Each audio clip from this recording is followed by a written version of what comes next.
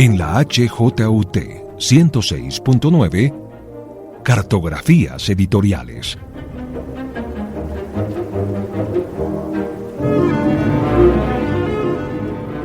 Presenta y dirige María Elvira Jaramillo.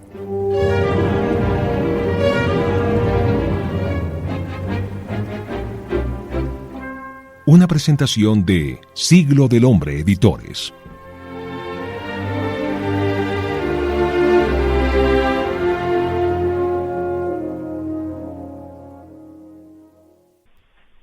Gracias por sumarse a una nueva aventura en Cartografías Editoriales, caminando con Siglo del Hombre. Hoy estoy convencida de algo.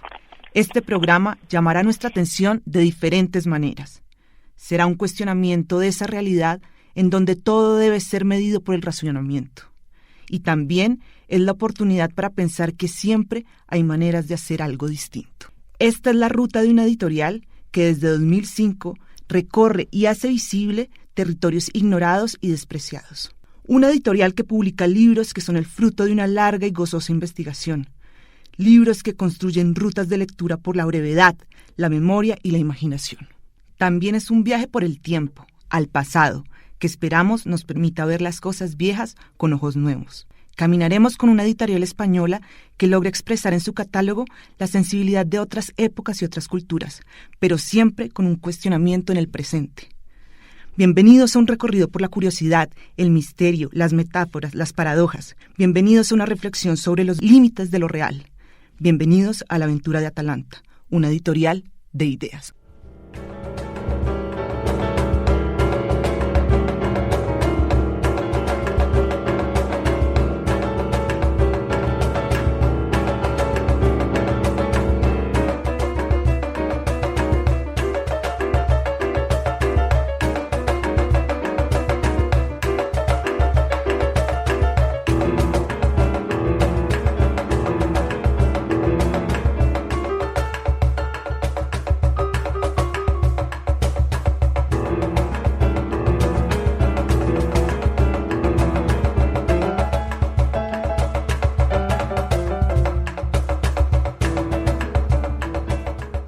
El guía de viaje de hoy es uno de esos personajes que todos los que trabajamos en la industria editorial tenemos en la cabeza y que sin duda se han convertido por su trabajo en un gran referente del oficio del editor en Hispanoamérica. Hoy nos acompaña Jacobo Siruela. Sí, él, la misma persona que a los 28 años fundó Siruela. Una editorial que muchos reconocen por la particularidad de sus colecciones, por la propuesta de diseño de sus libros y por sus autores. Una editorial que en 2004 fue distinguida con el Premio Nacional a la Mejor Labor Editorial y el Premio Daniel Gil de Diseño Editorial. Nuestro invitado de hoy, además de ser editor desde 1980, es escritor, diseñador gráfico y artista particular. Es un hombre que, creo yo, y ya lo dirán ustedes, siempre tiene un pie en la antigüedad y otro en el presente. Jacobo ha sido galardonado con premios como la Medalla al Mérito de la Universidad Veracruzana en México, el premio al libro mejor editado del año concedido por el Ministerio de Cultura de España y personaje del año por fuera de serie, el suplemento de expansión en España. Desde el 2000, 3 años después de dejar Siruela, nuestro invitado vive en Cataluña, en una masía, que es lo que nosotros en Colombia conocemos como una casa en el campo. Y en el 2005, Jacobo, junto con su esposa, la artista imaginal, editora y escritora Inca Martí, funda Atalanta, que es nuestra razón de hoy, nuestra ruta de viaje. Bienvenido, Jacobo, ¿cómo estás? Estamos muy felices de que estés hoy en Cartografías Editoriales. Hola. Nada, yo también encantado de estar unos minutos en Colombia. Jacobo, empecemos este viaje. Yo sé que estás más que preparado porque eres un gran viajero del mundo editorial. Entonces, cuéntanos cuál es el proyecto de viaje de Atalanta y si nos vas a llevar por algún camino o medio de transporte específico. Bueno, Atalanta nació en 2005, como has dicho, y claro, yo no quería hacer una Siruela 2, me parecía muy aburrido hacer. Yo había vendido la editorial, estaba retirado en el campo, leyendo y estudiando y escribiendo, y no quería hacer una Siruela 2. Entonces pensé, reflexioné, digo, bueno, todas las editoriales publican novelas. Bueno, nosotros no vamos a publicar novelas. vamos a publicar cuentos. Aunque en España los cuentos se venden mal, no como en Latinoamérica, pero vamos a hacer una colección de cuentos. También todas las editoriales están obsesionadas en la actualidad, en descubrir nuevos autores. Y entonces yo me dije, no, vamos a hacer lo contrario. El mundo lo que necesita es un ejercicio de memoria, es decir, de seleccionar cosas olvidadas, importantes o desconocidas del pasado, pero no como nostalgia, sino porque son necesarias para el presente. Y luego también toda forma de conocimiento está basada, como todos sabemos, en la razón. Y yo quise basar una colección de conocimiento no en la razón, sino en la imaginación. Entonces, la brevedad, la memoria y la imaginación. La imaginación porque esta colección se llama Imaginatio Vera, la otra Memoria Mundi y Ars Brevis, ¿no?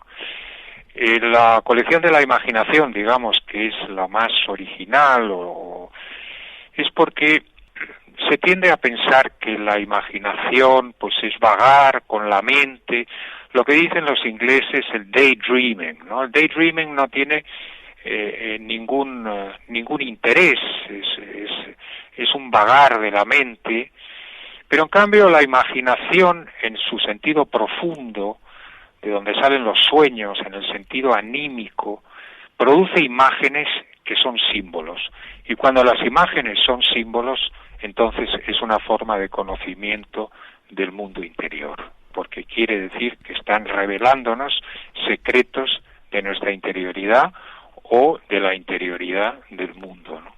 Y estas son las tres colecciones en las cuales ha girado Atalanta.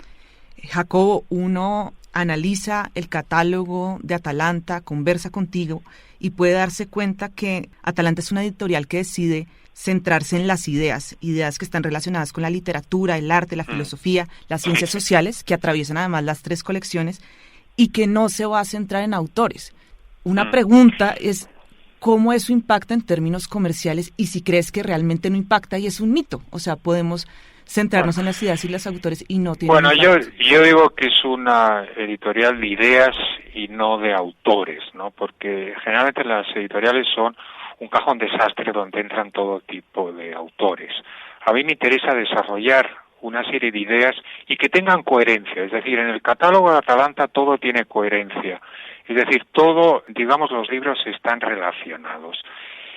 ¿Y cuál es el secreto del éxito? Bueno, yo creo que cuando un libro es importante o cuando un libro, digamos, no siempre, ¿no? Porque no hay verdades absolutas, pero cuando un libro tiene calidad, digamos que tiene historia, ¿no? Que tiene trayectoria, ¿no? Y así, por ejemplo, pues las Memorias de Casanova, que es, digamos, la autobiografía del siglo XVIII europeo, un libro maravilloso, pues claro, hemos vendido 5.000 ejemplares, ahora tengo que hacer una segunda edición, y es costosísimo, porque son más de 3.500 páginas. O bien, digamos, pues la obra de Gibbon, ¿no? Decadencia y caída del Imperio Romano. Pues claro, esto es una joya y vamos por 4 ediciones y 3 ediciones del tomo segundo y 4 del primero. Y así muchos libros que eran novedad absoluta, como Patrick Harpur o Kingsley, que va por 6ª edición o por 5ª, y ahora 7ª vamos a hacer de Peter Kingsley, ¿no? Y eran autores desconocidos que hablaban de cosas bastante nuevas, de interpretaciones, digamos, entre comillas, heterodoxas de la antigüedad, pero que, digamos, al espíritu actual le interesa, ¿no? Es decir, quiere escuchar quieren escuchar otras historias o que le cuenten la historia de otra manera, ¿no? Jacobo, como esto es un viaje, y es un viaje para cuestionarnos sobre la realidad misma, o por lo menos la percepción que tenemos de la realidad, me encantaría que nos pudieras preparar y contar qué has echado tú en el equipaje durante todos estos años, no solo dentro del proyecto de Atalanta, sino también en tu oficio de editor, Y si tenemos en cuenta que allá tuviste una primera experiencia, un primer gran viaje con Ciruela, ¿qué del equipaje de Ciruela conservaste para el proyecto de Atalanta y qué no? Pero más allá de la experiencia general, sino algunos elementos concretos. Bueno, de Ciruela nada, solamente la experiencia, claro. Yo empecé a editar en 1982 y, claro, pues en Ciruela pues hice una colección medieval, dos colecciones medievales, dos colecciones de literatura fantástica, una de literatura contemporánea, otra una colección de arte, una revista, es decir, hice, digamos, casi toda la experiencia que pueda hacer un editor, ¿no? Incluso una colección infantil también. Es decir, hice un poco de todo, ¿no? Y aquí en Atalanta quería centrarme en unas líneas de investigación que he dicho sobre la memoria, quería redescubrir ciertas capas del pasado vistas de otra manera, ¿no? Bueno, también Atalanta, digamos, la ideología, digamos, aunque no me gusta esta palabra, ¿no? Está en relación a que vivimos en un mundo materialista que, digamos, tiranizados por la ideología de la ciencia, de una ideología de la ciencia del siglo XIX. Por supuesto, yo no estoy en contra de la ciencia, estoy absolutamente a favor de la ciencia. Lo que pasa es que la gente no sabe lo que es la ciencia. Cuando alguien lo dice la ciencia, parece que es como cuando en el siglo XVI alguien decía, lo dice la teología. Sí. Es decir, existen ciencias. Y la verdad. No existe la ciencia. Es decir, que dentro de la física hay muchas teorías, incluso que no están de acuerdo, y luego está la química, y luego está, en fin. Y luego además la ciencia es un proceso, es decir, lo que era sagrado en el siglo XVIII con Newton, ahora no es ninguna verdad absoluta, al revés, es todo lo contrario. Y eso le pasó a Goethe, que le dijeron, mire, dedíquese usted a la poesía, deje de hablar de botánica porque está diciendo cosas que son más bien de poeta. Y resulta que la ciencia actual da la razón a Goethe porque Goethe observaba la naturaleza de forma científica, pero intuía como un poeta, ¿no? Y las intuiciones van más allá muchas veces, ¿no? Del tiempo y de la materia que están tratando, ¿no? Entonces, de alguna manera, Atalanta quiere abrir la mente a que el universo es mucho más psíquico de lo que nos han dicho que es puramente material, ¿no? Y entonces, en esta percepción psíquica de la realidad, bueno, pues hay que redescubrir, pues, ciertas zonas de la espiritualidad antigua o ciertos puntos de vista de la filosofía moderna que no corresponden con, digamos, esta tiranía materialista en la que nos quieren meter, que a mí me parece decimonónica. Es decir, el siglo XXI es un siglo que tiene que superar eso, es decir, tiene que ir a un pluralismo, no a un monotelitismo, vamos, a una idea monolítica, ¿no? Sí, tenemos que ser capaces definitivamente de entender otras realidades. Jacobo, exacto. Yo pensaba, tú como editor de Atalanta, supongo, ya me contestarás si sí o si no, tienes en tu maleta todos los elementos de diseño y de arte. Hablemos de esa conceptualización estética, por decirlo de alguna manera. Bueno, yo disfruto mucho con el diseño. Yo hasta los 25 años quería ser pintor. Entonces, digamos que el diseño es lo que me queda a mí de artista. Y pues yo disfruto mucho, y como tengo una buena biblioteca y también de imágenes, pues creo que elijo bien las imágenes, ¿no? Para cada libro, que tienen que ver con el contenido, y estoy interesado en la armonía y la belleza, ¿no? Y el libro para mí es un objeto de culto. Digamos que el libro es un objeto sagrado porque es el símbolo del conocimiento, el libro, ¿no? Entonces hay que darle una importancia, digamos, yo le rindo culto, ¿no?, al libro. De hecho, no hemos hecho ebook, no hemos hecho libro electrónico, porque yo soy partidario del libro real y sensual. Y en un momento dado me dijeron, oye, pero te vas a quedar viejo y tal, pero mira, finalmente el libro electrónico se ha quedado bastante paralizado. No ha pasado, creo, las estadísticas del 30%. Es decir, tiene una utilidad cuando vas de viaje, pero es muy distinto un libro de papel, un libro de tapa dura, como son los de la mayoría de los libros de Atalanta, con un buen interlineado. Entonces, y aparte de que llevamos siglos de perfección en este ámbito, es decir, que también está demostrado que los niños en los colegios pues asimilan peor y nosotros en la pantalla que en algo impreso en la realidad, porque nuestra historia perceptiva pues ya lleva cientos de años en este ámbito, ¿no?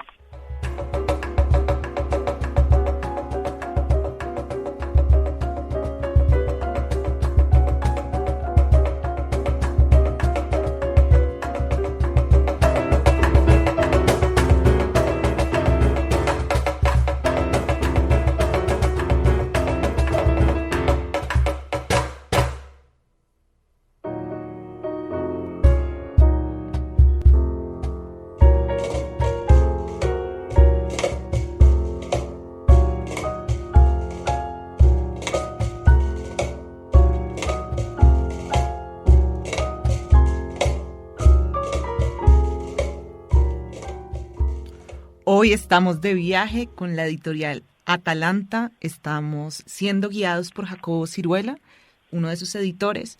Jacobo nos ha llevado por un viaje o nos está preparando para un viaje en donde nos hace pensar que el universo es mucho más psíquico de lo que realmente nos han hecho creer. Jacobo, quería contarte y contarle a todos los que están acá que la música que hemos escogido hoy para este programa es de Felisberto Hernández, un autor. ¡Ah, qué maravilla! Sí, un autor de Atalanta. Sí, claro. Pianista uruguayo que Sí. publicó con ustedes La Casa Inundada. Creemos que es la mejor forma de viajar con ustedes hoy. Estupendo. Jacobo, entremos al viaje un poco más profundo de las colecciones. Cuéntanos cómo empezó cada colección y algunos títulos que pueden materializar estas ideas de las que hemos hablado de brevedad, de imaginación, de memoria. Bueno, por ejemplo, de Ars Brevis, bueno, es que podemos hablar. O sea, Ars Brevis empezó con un cuento de Conrad, luego un cuento de Vivant Denon del siglo XVIII, luego un cuento romano, luego Turgeniev, en fin. Luego también tenemos una antología, se llama El lector decadente, ¿no? Sí, por eso te iba a preguntar, me encanta ese libro. Ah, ¿te encanta? Sí. Bueno, yo disfruté con este libro porque decadente es un epíteto peyorativo acuñado por la crítica académica de la época para desautorizar a aquellos escritores que estaban dispuestos a romper con la tradición del naturalismo. Pero en realidad estos fueron los primeros escritores modernos, ¿no? Lo mismo que en pintura los simbolistas o los impresionistas, pues son los primeros, luego viene el cubismo y viene la abstracción, pero entonces estos eran personas ultra refinadas que sus cuentos tienen bastante originalidad, ¿no? Entonces yo la verdad que disfruté con esta antología y bueno, fuimos dos los que compilamos. Jaime El Rosal, que desgraciadamente murió de un infarto pues hace unos meses, y él se dedicó a la parte francesa y yo a la inglesa, aunque yo también escogí bastante de lo francés, ¿no? Pero claro, por ejemplo, autores como Baudelaire, Gautier, Villiers de l'Isle-Adam, Mallarmé, claro, todos estos son modernos, Wilde, Crowley, ¿no? Y bueno, ha tenido su cierto éxito, aunque tampoco se ha agotado, ¿no? Es decir, ha tenido muy buenas críticas, pero no se ha agotado. Un libro que ha tenido bastante éxito y que, bueno, un autor que es bastante raro, digamos, muy actual, es Yasutaka Tsutsui, ¿no? Tsutsui es un autor japonés, sí, que nos llegó de una manera muy azarosa, porque yo fui a una feria del libro y estaba pagando unos derechos, contratando un libro, Y entonces me ofrecieron novelas y dije, no, nosotros no publicamos novelas, cuentos. Y entonces me ofrecieron un libro de Chuchuy, que es Hombre Salmonela en el planeta porno. Y entonces dije, mire, no, nosotros no publicamos para jóvenes, me parecía como el título de un manga, ¿no? Una cosa así. Sí, sí, sí. Y bueno, no creo que nos pegue y tal. Y bueno, pues lléveselo y tal. Y entonces fuimos a Londres al día siguiente y yo empecé a leer el primer cuento y me reí muchísimo. Y luego le di a Inca que leyera el segundo y ella se reía mucho. Y siempre nos reíamos. Entonces dijimos, bueno, este autor tiene algo, porque si siempre te ríes y además está haciendo una crítica feroz a la sociedad nipona actual, pues este es bueno, no cabe duda que tiene algo, ¿no? Y entonces contratamos este libro con este título tan extravagante, ¿no? Tuvo un éxito enorme. Y yo creo que va por tercera edición y tal. Y luego hemos hecho hemos publicado 4 libros de él, quizá demasiado, deberíamos haber publicado. El último es Lo que vio la criada, que es una criada que tiene poderes psíquicos, es muy divertido. Y entonces, bueno, pues va de casa en casa y va describiendo la sociedad japonesa, ¿no? Este autor tiene 86 años, pero tiene una frescura increíble, o sea que estos cuentos yo creo que los escribió de bastante madurito, pero tiene una frescura y una juventud extraña, ¿no? Es decir, en la colección de Ars Brevis pues tenemos todo tipo de cosas, ¿no? También tenemos al colombiano de Gómez Dávila, el Escolios para un texto implícito, que estos decían que era un carca, ¿no? Vamos, como se dice en España, pero este hombre lo que era de una inteligencia, yo no sé si se conoce ahí a Gómez Dávila. Sí, claro, por supuesto, sí. ¿No? Bueno, fue todo un descubrimiento. Aquí Sabater y gente así le ponderó, ¿no? Y eso también surgió de una manera bastante espontánea, ¿no? Y realmente, claro, dentro de su género, me parece de lo mejor y de lo menos conocido, ¿no? Me parece uno de los autores más extraños de Atalanta. Y ahora yo ya tenemos que hacer una reedición porque está agotada. Y precisamente ayer me escribió un editor brasileño pidiéndome los derechos de la antología de Gómez Dávila, curiosamente. Jacobo, pero ahora me gustaría que nos pasáramos a la colección Memoria Mundi y habláramos de un libro que representa muy bien el espíritu de Atalanta y es La invención de la libertad. Juan Arnao es un filósofo joven, tendrá 40 y tantos años, y es muy interesante porque es astrofísico y a la vez doctor en filosofía sánscrita, ¿no? Y es el único que está en nuestra línea no materialista, bueno, pues de vindicar otra forma de mirar la realidad, ¿no? Entonces este libro habla de 3 filósofos del siglo XIX-XX, que es William James, Bergson, Henri Bergson, el francés, y Alfred North Whitehead, ¿no? Y que son 3 filósofos que, digamos, se oponen a la visión cientifista de la época, ¿no? Y entonces se oponen con un pensamiento filosófico muy abierto, ¿no? En fin, no se puede sintetizar el pensamiento de estos autores porque es complejo, ¿no? Lo que sí me gustaría es referirme al último, a Whitehead, porque el año que viene vamos a publicar su obra más importante, que se llama Proceso y Realidad, y que me parece de una actualidad enorme. La hizo en 1929, es uno de los libros de filosofía más importantes del siglo XX, ¿no? Pero salió con muchas erratas y salió en un momento en el que no le hicieron demasiado caso, porque es un libro difícil, de filosofía difícil. Lo que pasa es que, bueno, como decía, ese solo lo difícil es estimulante, ¿no? Entonces, sí me parecía importante publicarlo, ¿no? Aunque fuera para unos pocos. Sobre todo porque su mensaje es que la naturaleza que nos tienden, o sea, nosotros cuando vemos un paisaje, pues estamos metidos en el imaginario que nos pasó Descartes, que él llamó, la naturaleza dijo que es la res extensa, esa extensión, esa cosa que es extensa, ¿no? Lo llamó cosa. Y lo único que tenía alma, y alma porque razonaba, era el ser humano, ¿no?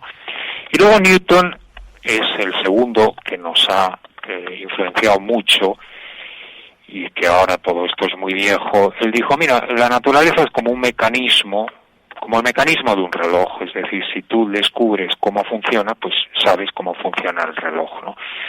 Y el problema es que la naturaleza no es un mecanismo, es un organismo de organismos, ¿no?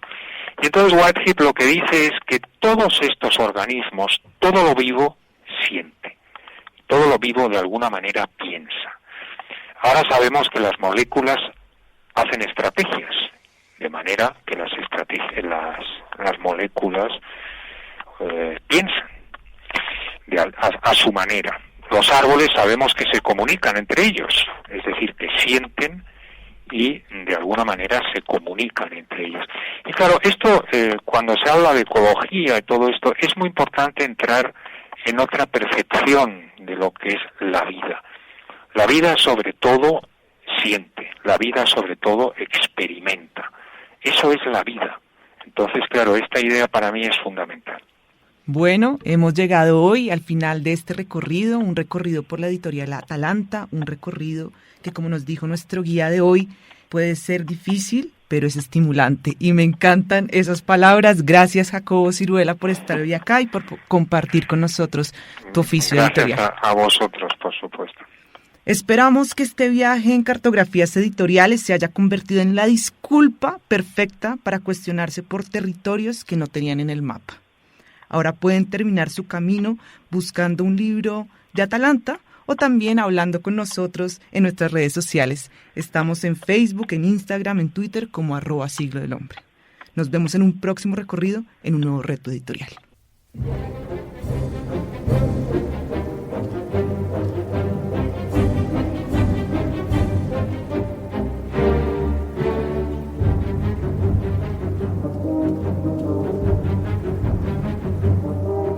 En la HJUT 106.9, Cartografías Editoriales.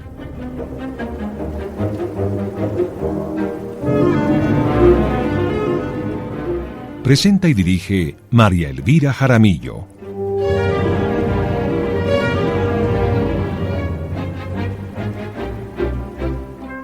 Una presentación de Siglo del Hombre Editores.